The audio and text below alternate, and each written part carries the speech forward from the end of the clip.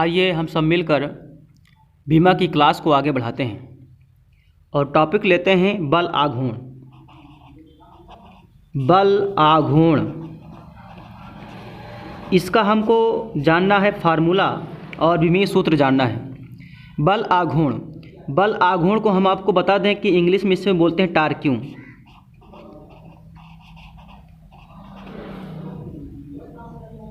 अब बल आघूर्ण का फार्मूला क्या होता है, इसका सूत्र क्या होता है वो जान लेते हैं। बल आघूर्ण बराबर होता है बल इनटू लंबवत दूरी होती है, लंबवत दूरी होती है। अब इसका फार्मूला तो हम लोग जान गए कि बल आघूर्ण बराबर होता क्या है, बल गुणे लंबवत दूरी। ये तो इसका फार्मूला है यानी सूत्र है। अब फार्मूला के जरिए, इस सूत्र के जरिए हम लोग इसका मात्रक समझेंगे। अच्छा ये बताइए, बल का मात्रक क्या होता है, न्यूटन होता है ना। बल का मात्रक हम लोग न्यूटन लिख लिए। अब यहाँ लंबवत दूरी है, दूरी का मात्रक होता है मीटर। तो हम लोग कह सकते हैं, ये कह सकते हैं कि बल आघूर्ण का जो मात्रक होता है वो न्यूटन मीटर होता है।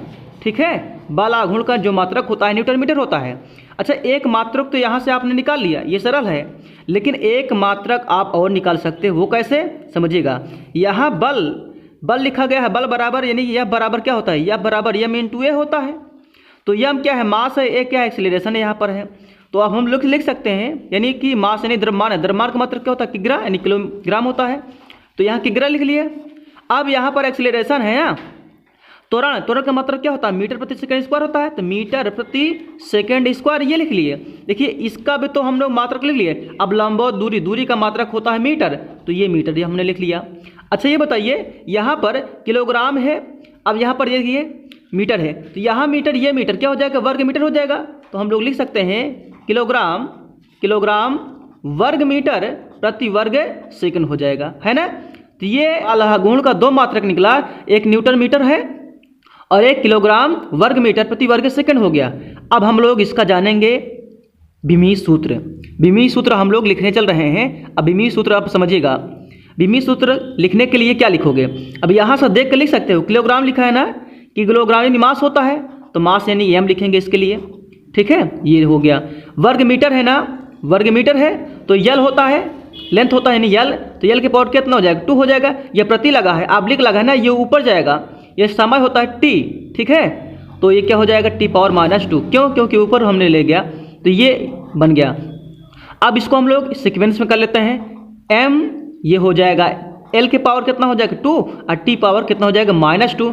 तो इसका यानी कि क्या हो गया, बल आघूर्ण का जो बीमीय सूत्र निकला ml² t -2 हो गया।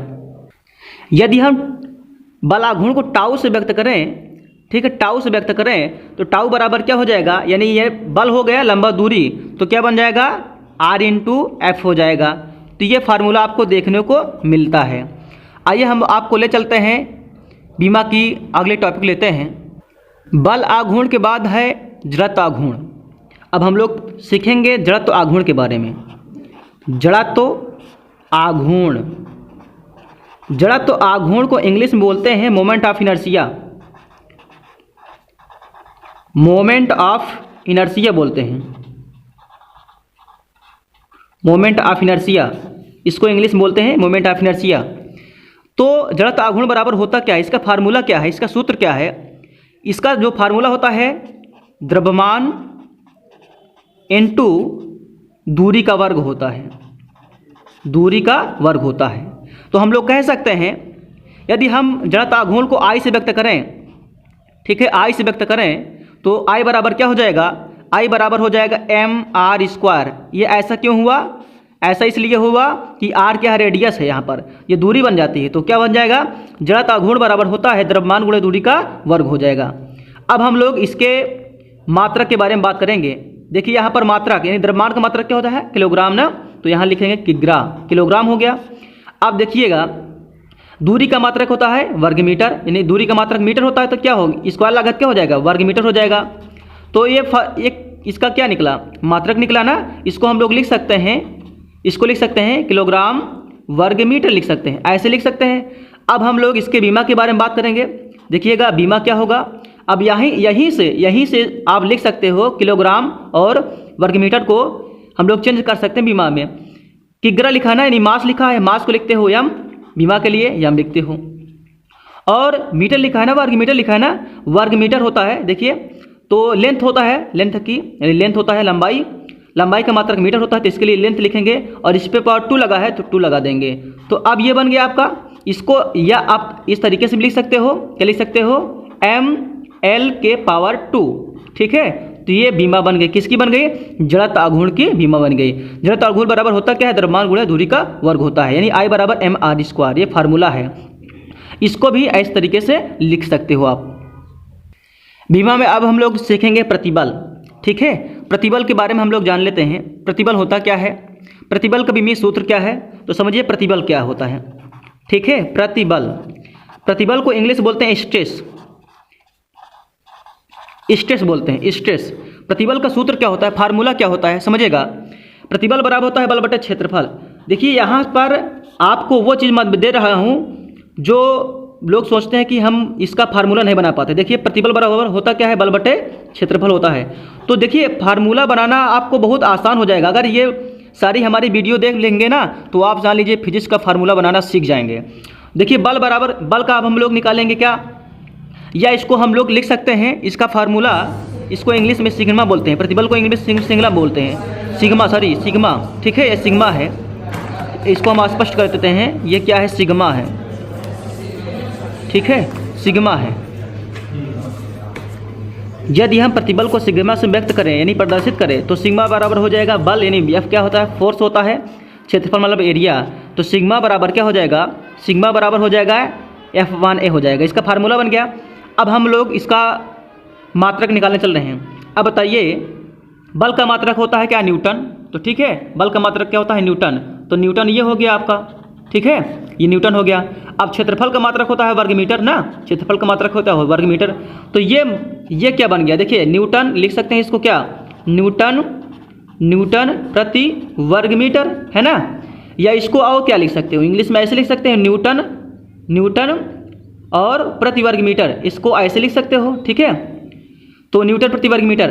अब हम लोग देखो एक मात्रक तो इस तरीके से निकल के आया, लेकिन आपको एक तरीका और बता दें, इस बल को, बल यह बराबर होता क्या है, यह बराबर होता है m×a, तो एक मात्रक आपको और निकाल के बता देते हैं। देखिए यहीं से निकलता है।